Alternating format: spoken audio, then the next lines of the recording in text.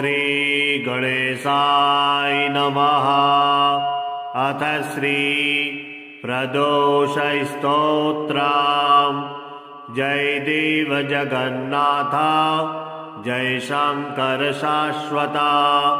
जय सर्वसुराध्यक्ष, जय सर्वसुरार्चिता, जय सर्वगुणातीता, जय सर्ववरप्रदा, जय नित्यनिराधारा, जय विश्वाम्भराव्यया, जय विश्वेकवन्द्येशा, जय नागेन्द्रभूषणा, जय गौरीपते शम्भो, जय चन्द्रार्धशेखरा, जय कोट्यर्कशङ्काशा, जयानन्तगुणाश्रया, जय भद्रविरूपाक्षा, जयाचिन्त्यनिरञ्जना, जय नाथ कृपासिन्धो, जय भक्त्यार्तिभञ्जना, जय दुस्तर संसारा सागरोत्तारणप्रभो, प्रसीद मे महादेवा संसारार्तशखिद्यतः, सर्वपापक्षयं कृत्वा रक्ष मां परमेश्वर,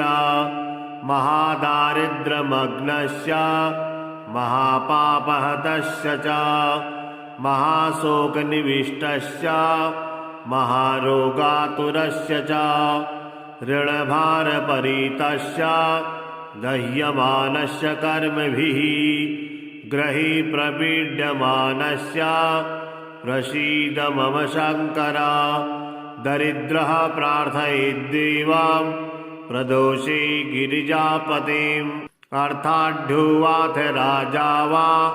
प्रार्थयेद्देवमीश्वरम्, दीर्घमायुः सदारोग्यं कोशवृद्धिर्बलोन्नतिः, ममास्तु नित्यमानन्दः प्रसादात् तव शङ्कर, शत्रवः संशयं यान्तु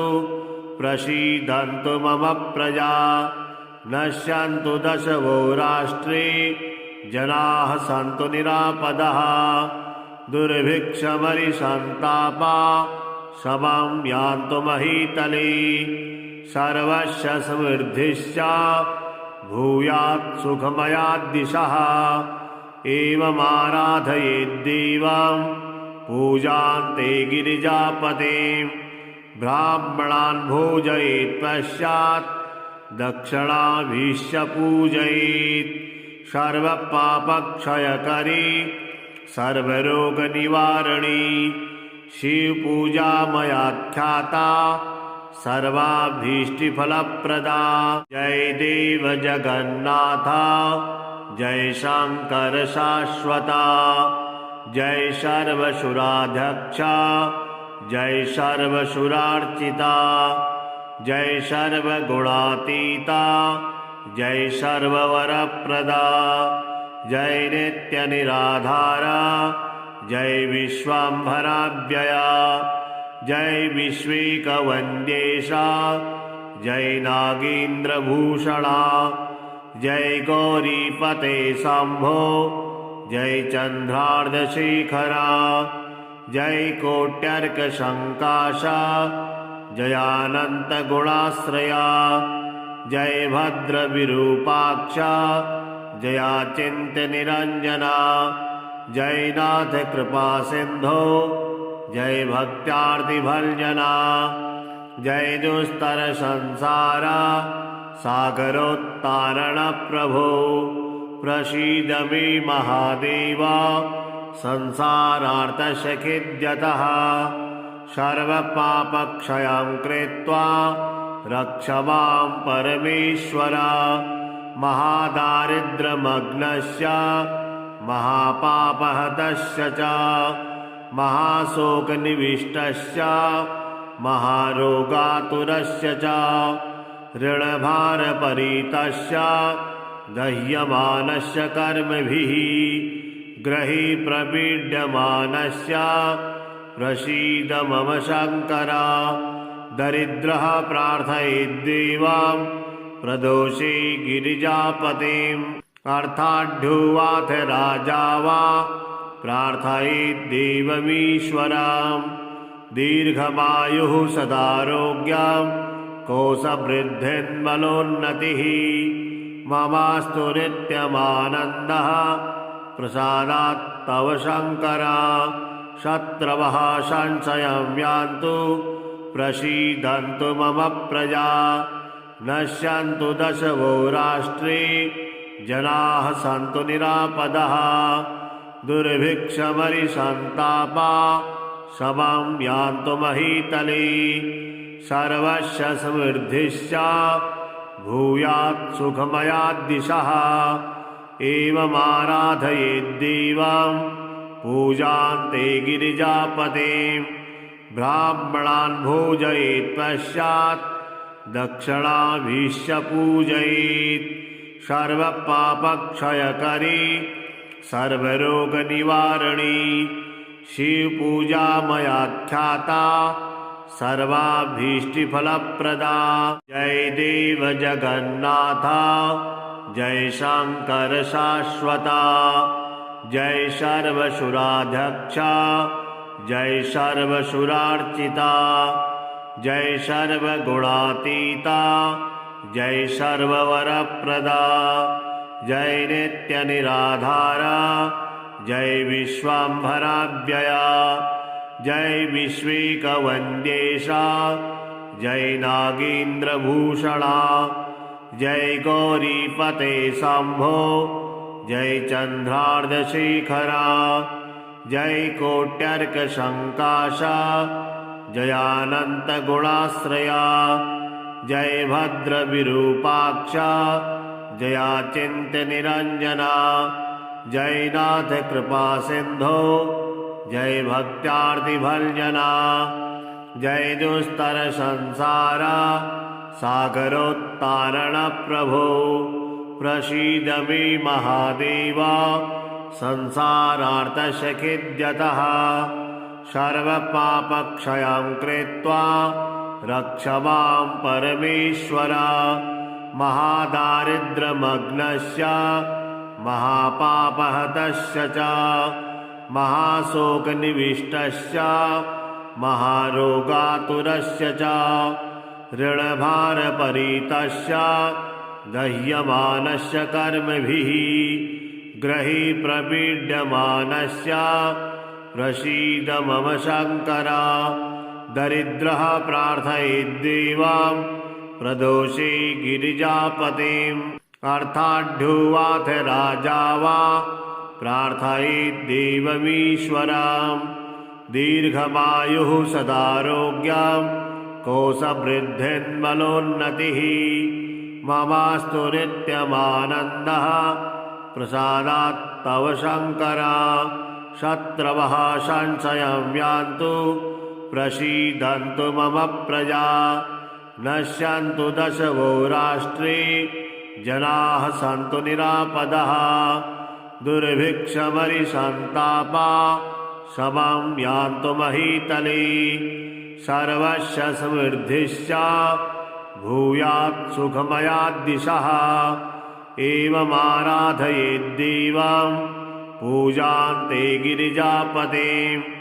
ब्राह्मणान् भोजयेत् पश्चात् दक्षिणाभीश्च पूजयेत् सर्वपापक्षयकरी सर्वरोगनिवारणी शिवपूजा मयाख्याता सर्वाभीष्टफलप्रदा जय देव जगन्नाथ जय शंकर शाश्वता जय सर्वसुराध्यक्षा जय सर्वसुरार्चिता जय सर्वगुणातीता जय सर्ववरप्रदा जय नित्यनिराधारा जय विश्वाम्भराव्यया जय विश्वेकवन्द्येशा जय नागेन्द्रभूषणा जय गौरीपते शम्भो जय चन्द्रार्धशेखरा जय कोट्यर्कशङ्काशा जयानन्तगुणाश्रया जय भद्रविरूपाक्षा जयाचिन्त्यनिरञ्जना जय नाथ कृपासिन्धो जय भक्त्यार्तिभञ्जना जय दुस्तर संसार सागरोत्तारण प्रभो प्रसीद मे महादेव संसारार्तशखिद्यतः सर्वपापक्षयं कृत्वा रक्ष मां परमेश्वर महादारिद्र्यमग्नस्य महापापहतस्य च महाशोकनिविष्टस्य महारोगातुरस्य च ऋणभारपरीतस्य दह्यमानस्य कर्मभिः ग्रही प्रपीड्यमानस्य प्रसीद मम शङ्कर दरिद्रः प्रार्थयेद्देवां प्रदोषे गिरिजापतिम् अर्थाढ्युवाथ राजा वा प्रार्थयेद्देवमीश्वरम् दीर्घमायुः सदारोग्यं कोशवृद्धिर्बलोन्नतिः ममास्तु नित्यमानन्दः प्रसादात् तव शङ्कर शत्रवः संशयं यान्तु प्रसीदन्तु मम प्रजा नश्यन्तु दशवो राष्ट्रे जनाः सन्तु निरापदः दुर्भिक्षमरिसन्तापा समं यान्तु महीतले सर्वस्य समृद्धिश्च भूयात् सुखमयाद्दिशः एवमाराधयेद्देवं पूजान्ते गिरिजापतिम् ब्राह्मणान् भोजयेत् पश्चात् दक्षिणाभीश्च पूजयेत् सर्वपापक्षयकरी सर्वरोगनिवारणी शिवपूजा मयाख्याता सर्वाभीष्टफलप्रदा जय देव जगन्नाथ जय शङ्कर शाश्वता जय सर्वसुराध्यक्ष जय सर्वसुरार्चिता जय सर्वगुणातीता जय सर्ववरप्रदा जय नित्यनिराधारा जय विश्वाम्भराव्यया जय विश्वेकवन्द्येशा जय नागेन्द्रभूषणा जय गौरीपते शम्भो जय चन्द्रार्धशेखरा जय कोट्यर्कसङ्काशा जयानन्तगुणाश्रया जय भद्रविरूपाक्षा जयाचिन्त्यनिरञ्जना जय नाथ कृपासिन्धो जय भक्त्यार्तिभञ्जना जय दुस्तर संसार सागरोत्तारण प्रभो प्रसीद मे महादेव संसारार्तशखिद्यतः सर्वपापक्षयं कृत्वा रक्ष मां परमेश्वर महादारिद्र्यमग्नस्य महापापहतस्य च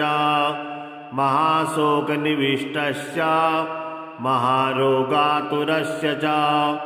ऋणभारपरीतस्य दह्यमानस्य कर्मभिः ग्रही प्रपीड्यमानस्य प्रसीद मम शङ्कर दरिद्रः प्रार्थयेद्देवां प्रदोषे गिरिजापतिम् अर्थाढ्युवाथ राजा वा प्रार्थयेद्देवमीश्वरम् दीर्घमायुः सदारोग्यं कोशवृद्धिर्बलोन्नतिः ममास्तु नित्यमानन्दः प्रसादात् तव शङ्कर शत्रवः संशयं यान्तु प्रसीदन्तु मम प्रजा नश्यन्तु दशवो राष्ट्रे जनाः सन्तु निरापदः दुर्भिक्षमरिसन्तापा समं यान्तु महीतले सर्वस्य समृद्धिश्च भूयात् सुखमयाद्दिशः एवमाराधयेद्देवं पूजान्ते गिरिजापतिम् ब्राह्मणान् भोजयेत् पश्चात् दक्षिणाभीश्च पूजयेत् सर्वपापक्षयकरी सर्वरोगनिवारणी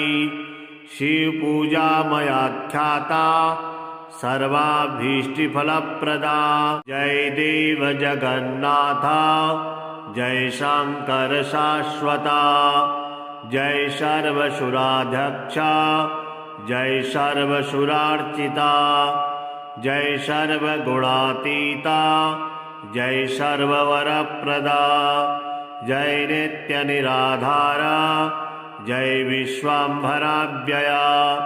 जय विश्वेकवन्द्येशा जय नागेन्द्रभूषणा। जय गौरीपते शम्भो जय चन्द्रार्धशेखरा। जय कोट्यर्कसङ्काशा जयानन्तगुणाश्रया। जय भद्रविरूपाक्षा जयाचिन्त्यनिरञ्जना। जय नाथ कृपासिन्धो जय भक्त्यार्तिभञ्जना। जय दुस्तर संसारा सागरोत्तारणप्रभो। प्रसीद मे महादेव संसारार्तशखिद्यतः। सर्वपापक्षयं कृत्वा रक्ष मां परमेश्वर। महादारिद्र्यमग्नस्य महापापहतस्य च महाशोकनिविष्टस्य महारोगातुरस्य च ऋणभारपरीतस्य दह्यमानस्य कर्मभिः ग्रही प्रपीड्यमानस्य प्रसीद मम शङ्कर। दरिद्रः प्रार्थयेद्देवां प्रदोषे गिरिजापतिम्। अर्थाढ्युवाथ राजा वा प्रार्थयेद्देवमीश्वरम्। दीर्घमायुः सदारोग्यं कोशवृद्धिर्बलोन्नतिः। ममास्तु नित्यमानन्दः प्रसादात् तव शङ्कर। शत्रवः संशयं यान्तु प्रसीदन्तु मम प्रजा। नश्यन्तु दशवो राष्ट्रे जनाः सन्तु निरापदः। दुर्भिक्षमरिसन्तापा समं यान्तु महीतले। सर्वस्य समृद्धिश्च भूयात् सुखमयाद्दिशः। एवमाराधयेद्देवां पूजान्ते गिरिजापतिम्। ब्राह्मणान् भोजयेत् पश्चात् दक्षिणाभीश्च पूजयेत्। सर्वपापक्षयकरी सर्वरोगनिवारणी शिवपूजा मयाख्याता सर्वाभीष्टफलप्रदा। जय देव जगन्नाथ जय शंकर शाश्वता। जय सर्वसुराध्यक्ष जय सर्वसुरार्चिता। जय सर्वगुणातीता जय सर्ववरप्रदा। जय नित्यनिराधारा जय विश्वाम्भराव्यया। जय विश्वेकवन्द्येशा जय नागेन्द्रभूषणा। जय गौरीपते शम्भो जय चन्द्रार्धशेखरा। जय कोट्यर्कसङ्काशा जयानन्तगुणाश्रया। जय भद्रविरूपाक्षा जयाचिन्त्यनिरञ्जना। जय नाथ कृपासिन्धो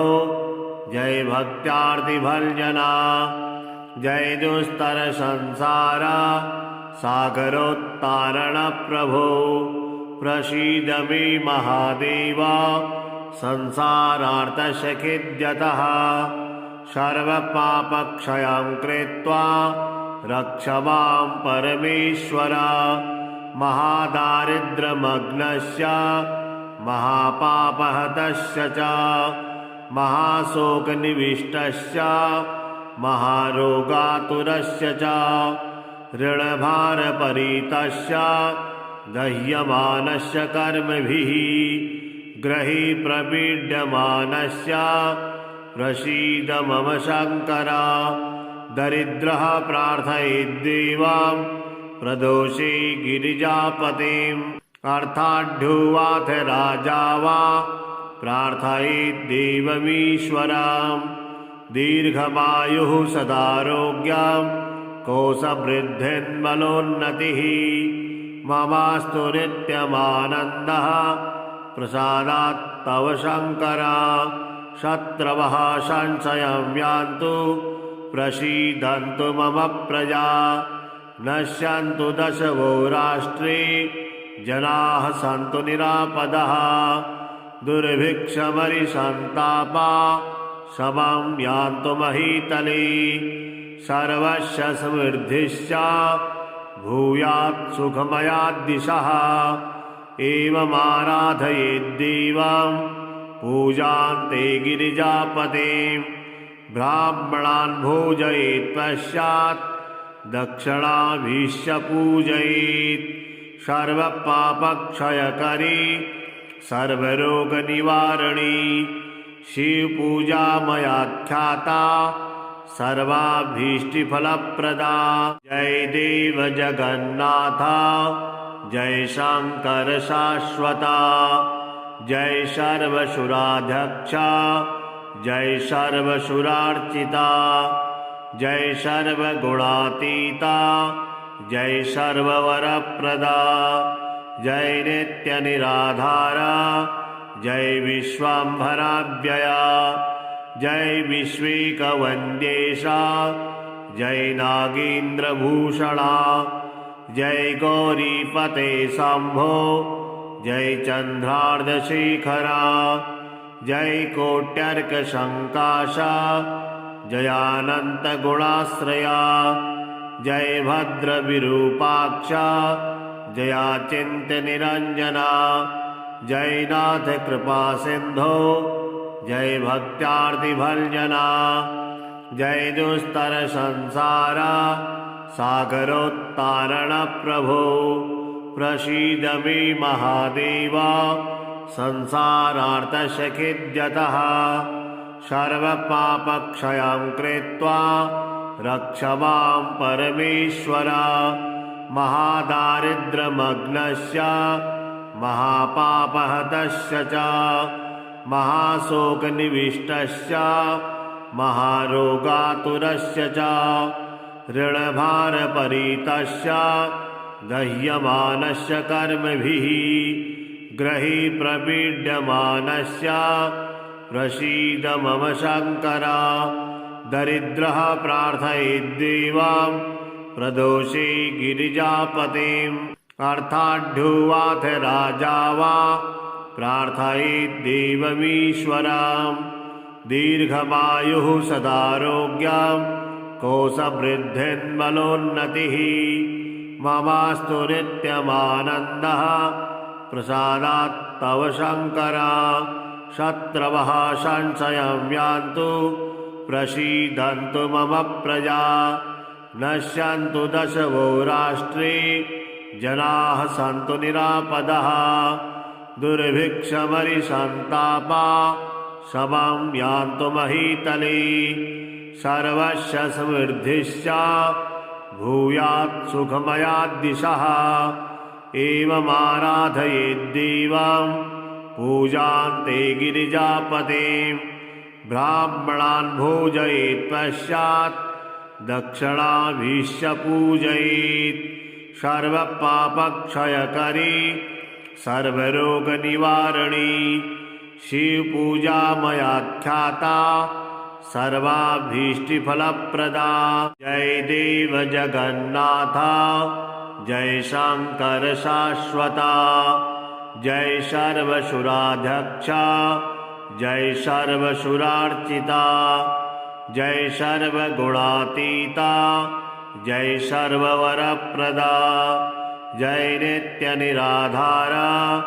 जय विश्वाम्भराव्यया जय विश्वेकवन्द्येशा जय नागेन्द्रभूषणा जय गौरीपते शम्भो जय चन्द्रार्धशेखरा जय कोट्यर्कशङ्काशा जयानन्तगुणाश्रया जय भद्रविरूपाक्षा जयाचिन्त्यनिरञ्जना जय नाथ कृपासिन्धो जय भक्त्यार्तिभञ्जना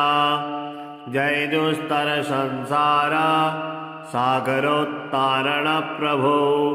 प्रसीद मे महादेव संसारार्तशखिद्यतः सर्वपापक्षयं कृत्वा रक्ष मां परमेश्वर महादारिद्र्यमग्नस्य महापापहतस्य च महाशोकनिविष्टस्य महारोगातुरस्य च ऋणभारपरीतस्य दह्यमानस्य कर्मभिः ग्रही प्रपीड्यमानस्य प्रसीद मम शङ्कर दरिद्रः प्रार्थयेद्देवां प्रदोषे गिरिजापतिम् अर्थाढ्युवाथ राजा वा प्रार्थयेद्देवमीश्वरम् दीर्घमायुः सदारोग्यं कोशवृद्धिर्बलोन्नतिः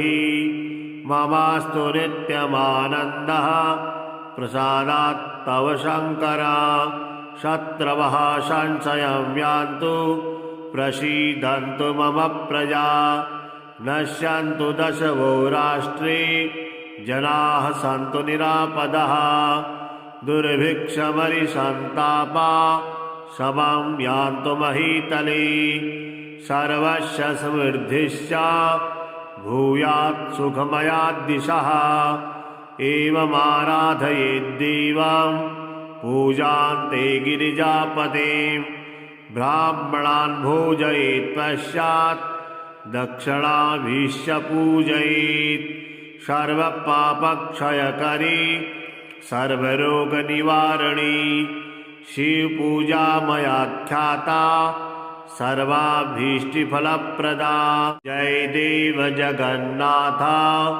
जय शंकर शाश्वता जय सर्वसुराध्यक्ष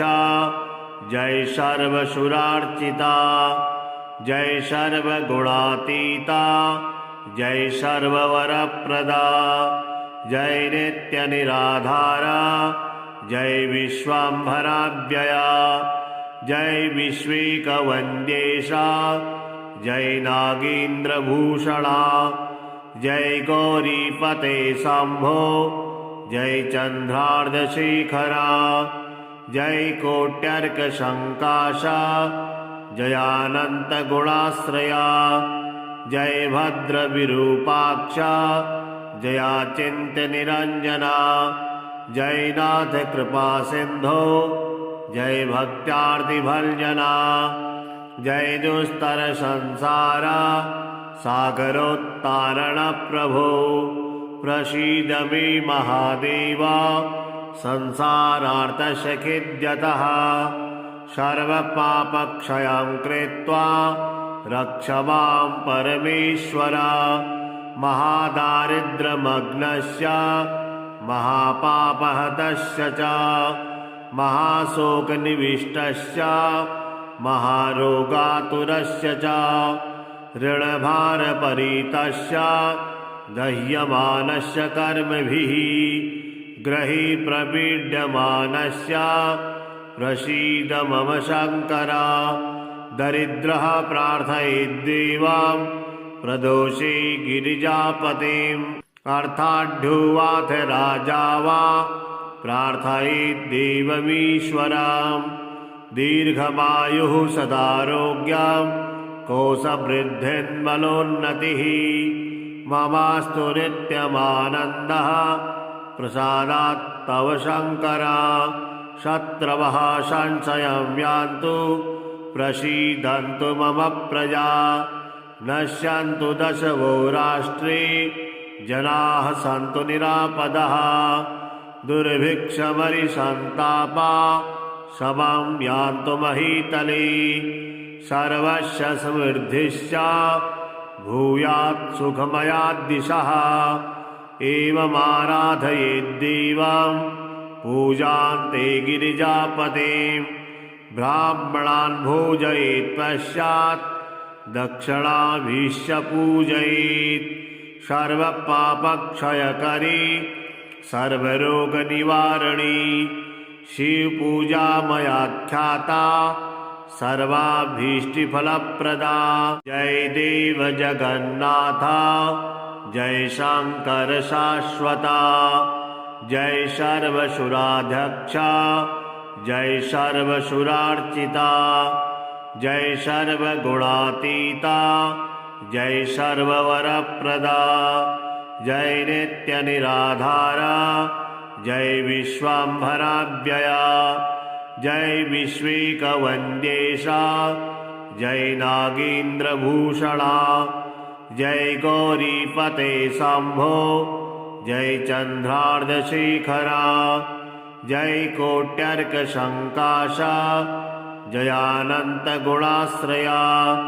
जय भद्रविरूपाक्षा, जयाचिन्त्यनिरञ्जना, जय नाथ कृपासिन्धो,